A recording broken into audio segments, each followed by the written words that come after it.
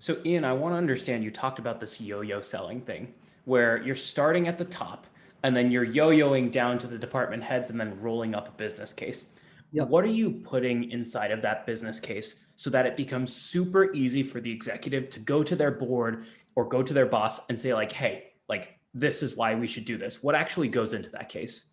Yeah.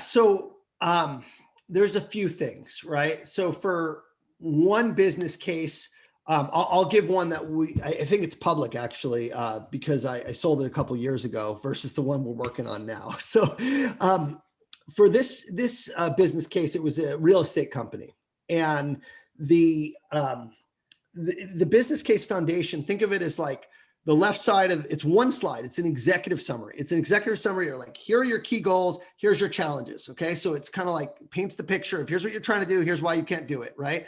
And then we get into the goals are really like the outcomes they're trying to drive, the outcomes from. So the goal for this real estate agency, we sold them CRM for 50,000 of their users. It was one of the largest deals we did at the time. It was a few years ago, and it was Berkshire Hathaway Home Services. And so every one of their agents was going to get Salesforce CRM. And that was a very big investment for them. So what we had to show is by empowering these agents with Salesforce, they were going to sell more. Okay. They were also going to stay at the company longer because they had better tools that the company was providing them. So it would be more sticky. They would also sell larger deals on an average size. So the metrics were increased agent productivity, or what they called PPP, or increased ASP, which was average selling price, and then increased agent retention. So we put that's kind of the first thing. Is usually it's limited to three. It's three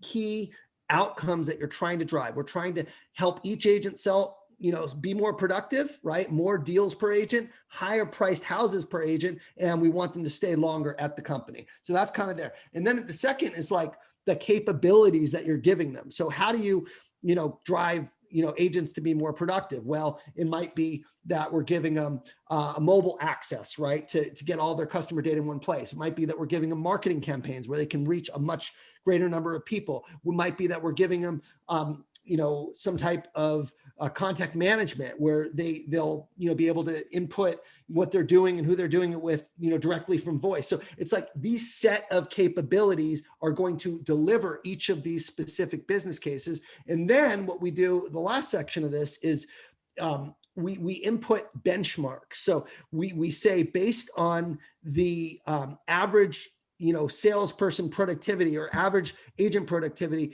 reps that use Salesforce, A's that use Salesforce are selling on average 30% more. On average, their deal size is this much higher. On average, their win rate is this much greater. And so we'll take these benchmarks that we survey from all of our customers, right? So we survey literally thousands of customers, and we'll plug it in. We'll say, conservatively, it's going to be a 10% increase in average selling price.